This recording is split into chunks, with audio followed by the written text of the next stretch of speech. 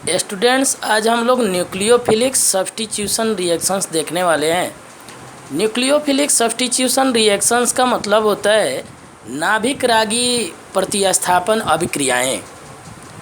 यहाँ पर nucleophilic substitution नाम से ही स्पष्ट है कि ऐसा रिएक्शंस जो न्यूक्लियोफाइल के प्रहार के द्वारा, दैट मीन्स अटैक के द्वारा संपन्न होता है, उसे न्यूक्लियोफिलिक सब्स्टिट्यूशन रिएक्शंस कहा जाता है।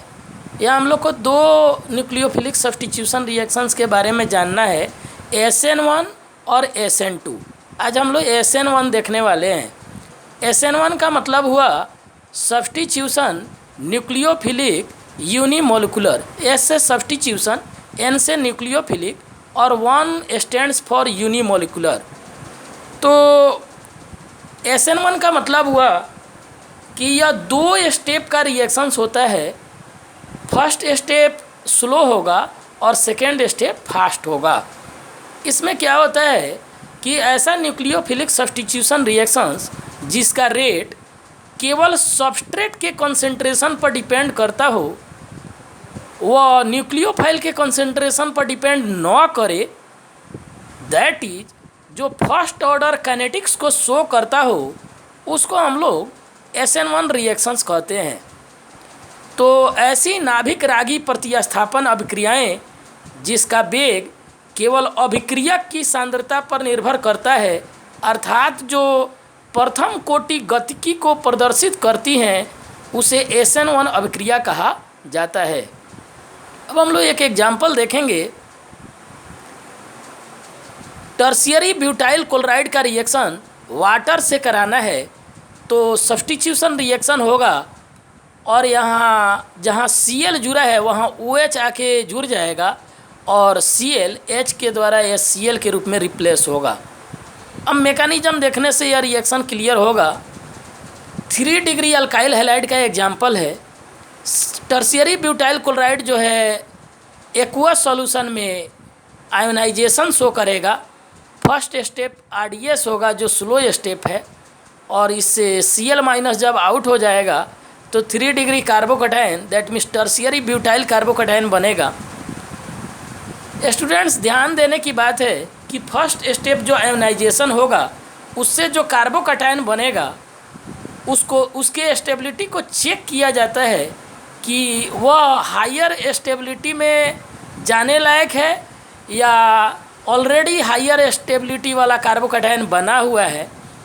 अगर हायर स्टेबिलिटी में नहीं है और रीअरेंजमेंट उसमें पॉसिबल है तो रीअरेंजमेंट करा के तब हम लोग न्यूक्लियोफाइल का अटैक कराते हैं। यहाँ पर 3 डिग्री जो कार्बोकैटायन बन रहा है, यहाँ रीअरेंजमेंट करने की कोई आवश्यकता नहीं है, वह खुद मोर स्टेबल कार्बोकैटायन है, और इस पर अब हम लोग न्यूक्लियोफाइल वाटर का अटैक कराएंगे। Tertiary butyl carbocation sp2 hybridized structure है जिसमें एक p ऑर्बिटल जो है इम्प्टी रहेगा। इस इम्प्टी p ऑर्बिटल में H2O का ऑक्सीजन का एक लोन पेयर डोनेट कराएंगे। यह जो अटैक होगा वह फ्रंटल भी हो सकता है और रियर भी हो सकता है, मतलब सामने से भी प्रहार हो सकता है और बैक साइड से भी अटैक हो सकता है। इसलिए जो डॉट डॉट लाइन जो लगाया गया है वह इमेजिनेशन किया गया है कि बैक साइड से भी अटैक हो सकता है। हाउएवर बाद में हम लोग जानेंगे कि फ्रंटल अटैक थोड़ा सा कम होता है और बैक साइड का अटैक थोड़ा ज़्यादा होता है। यह बात बाद में बताया जाएगा आपको जब स्टीरियो आइसोमरिज्म इस चैप्टर के अंदर एक टॉपिक आएगा, वहाँ पर हम समझाएंगे इसको। वाटर जब अटैक करेगा, लोन पेयर उसका वैकेंट p ऑर्बिटल में जब डोनेट कर देगा तो ऑक्सीजन यहाँ C से एसोसिएट हो जाएगा और ऑक्सीजन पर पॉजिटिव चार्ज आ जाएगा, चूँकि ऑक्सीजन लोन पेयर डोनेट कर रहा है। अब क्या है कि या तो आइदर आप H+ को डायरेक्टली निकाल दे, चूँकि ऑक्सीजन पर मोर इलेक्ट्रोनिगेटिव एटम है और उस पर पॉजिटिव चार्ज आया हुआ है, तो H+ के रूप में निकल जाएगा, डायरेक्टली भी निकाल सकते। या हम लोग वाटर को बेस मान के और यहाँ से H पर अटैक कराएंगे तो H2O H+ को खींच लेगा, H3O+ के रूप में आउट हो जाएगा और टर्शियरी ब्यूटाइल अल्कोहल यहाँ प्रोडक्ट के रूप में ऑब्टेंड होगा। इस रिएक्शन का जो रेट है वह प्रोपोर्शनल होगा टर्शियरी ब्यूटाइल क्लोराइड के कंसेंट्रेशन के।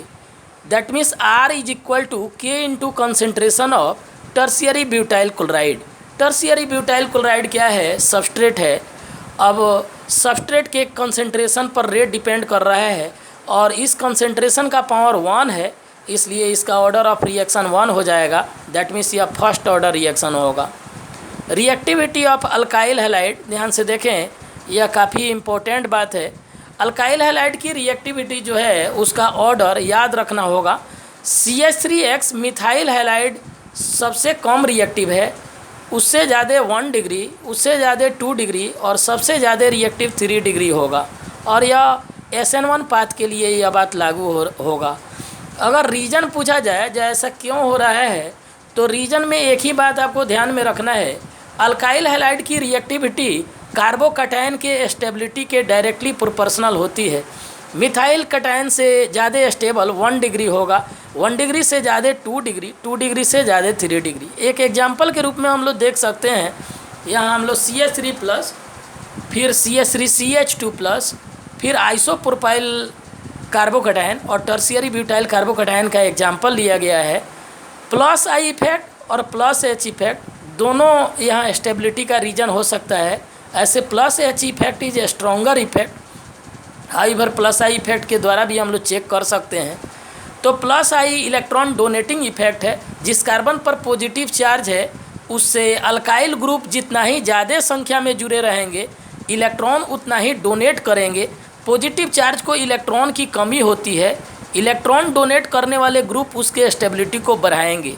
यही देखना है कि जिस कार्बन पर पॉजिटिव चार्ज है उससे ज़्यादा संख्या में अगर अल्काइल जुड़ा हो तो उसकी स्टेबिलिटी ज़्यादा होगी।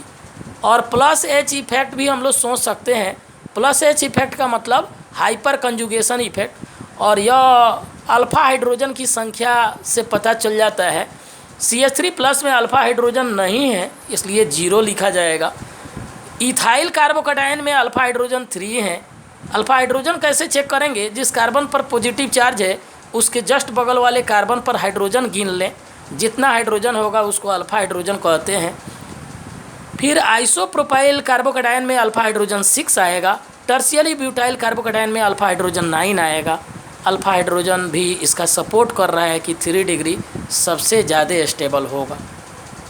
अब ध्यान से देखें, reactivity of different halides. Different halides बोलने का मतलब अल्काइल तो सेम हो बट हैलोजन ग्रुप उससे जो जुड़े हैं वे डिफरेंट हो। इसमें सबसे ज़्यादा रिएक्टिविटी उसकी होगी जहाँ से हैलाइड ईजिली रिलीज हो जाए, मतलब जिसका बॉन्ड, जिस अल्काइल हैलाइड का बॉन्ड वीकर हो, वहीं से लिविंग ग्रुप के रूप में हैलाइड आसानी से निकल पाएंगे। इसलिए RI की रिएक्टिविटी सबसे ज़्यादा होगी, उससे कम RBr, उससे कम RCl और उससे कम RF। यह जो ऑर्डर है SN1 SN2 दोनों में लागू होता है। अभी तो हम लोग SN1 की बात बोल रहे हैं, बट जब SN2 आएगा तब भी वहाँ ऑर्डर सेम चलेगा। ऊपर वाला ऑर्डर जो डिग्री वाला हम लोग बोल रहे थे वह रिवर्स ऑर्डर आएगा SN2 में, बट यह ऑर्डर तो सेम होगा। कंडीशंस फॉर SN1, ध्यान से देखें, SN1 के लिए कंडीशंस क्या है कि सबसे पहले पोलर प्रोटिक सॉल्वेंट होना चाहिए, और polar protic solvent water, alcohol और कोई एसिटिक एसिड वगैरह कार्बोक्सिलिक एसिड के रूप में ले सकते। या क्यों पोलर प्रोटिक सॉल्वेंट लेते हैं? चूँकि polar protic solvent favours ionization, वह आयोनाइजेशन को फेवर करता है, और जो आयंस जो फर्निश्ड होते हैं, बनते हैं, उनको स्टेबलाइज करने में भी हेल्प करता है। दूसरा फैक्टर जो है कंडीशंस यह है कि लो कंसेंट्रेशन होना चाहिए और न्यूक्लियोफाइल वीक होना चाहिए। स्ट्रॉन्ग न्यूक्लियोफाइल की यहाँ ज़रूरत क्यों नहीं है और हाई कंसेंट्रेशन क्यों नहीं लेते, यह रेट इक्वेशन के आधार पर हम लोग समझ सकते हैं। रेट इक्वेशन जो SN1 का होगा उसमें केवल सबस्ट्रेट इन्वॉल्व करता है, न्यूक्लियोफाइल नहीं है। इसलिए न्यूक्लियोफाइल के कंसेंट्रेशन को अधिक लेने से कोई रेट अफेक्टेड नहीं होने वाला है। इसलिए ऐसे केस में न्यूक्लियोफाइल का कंसंट्रेशन कम लेते हैं और weak nucleophile usually neutral species ही लिया जाता है। और थर्ड जो कंडीशंस है वह लो टेम्परेचर है, यूजुअली लो टेम्परेचर इसको फेवर करता है। अब हम लोग को स्पेशल हैलाइड की रिएक्टिविटी देखना है। एलाइलिक हैलाइड और बेंजाइलिक हैलाइड ये सिंपल अल्काइल हैलाइड से अधिक रिएक्टिव होते हैं। इसका जो रीज़न है वह फिर से इनके कार्बोकैटायन की स्टेबिलिटी पर डिपेंड करता है। ये जो कार्बोकैटायन जो बनते हैं एलाइलिक कार्बोकैटायन और बेंजाइलिक कार्बोकैटायन, ये रेजोनेंस के द्वारा स्टेबलाइड होते हैं और resonance is a strong factor, वह स्ट्रॉन्ग कंडीशन है स्टेबिलिटी का। इसलिए इनकी रिएक्टिविटी सिंपल अल्काइल हैलाइड के तुलना में अधिक होती है। एलाइल हैलाइड को आप वाटर के अंदर आयोनाइजेशन करा के एलाइल कार्बोकैटायन बनाएंगे और एलाइल कार्बोकैटायन रेजोनेंस के द्वारा स्टेबलाइज होगा। पाई बॉन्ड और पॉजिटिव चार्ज के बीच रेजोनेंस होगा। जहाँ पॉजिटिव चार्ज है वहाँ पाई बॉन्ड आ जाएगा और जहाँ पाई बॉन्ड लगा था वहाँ पॉजिटिव चार्ज आएगा। तो ये दोनों इक्विवेलेंट रेजोनेंस स्ट्रक्चर हैं, इनको रेजोनेटिंग स्ट्रक्चर्स भी बोल लेते हैं। और रेजोनेंस हाइब्रिड में यहाँ सिग्मा स्केलेटन बनाना है और चार्ज जहाँ जहाँ डिलोकलाइज हो रहा है वहाँ दिखाया गया है। फिर उसी तरह बेंजाइल हैलाइड की रिएक्टिविटी चेक करने के लिए हम लोग बेंजाइल हैलाइड को फिर से आयोनाइजेशन कराएंगे। बेंजाइल कार्बोकैटायन बनेगा और हैलाइड आयन सेपरेट होगा।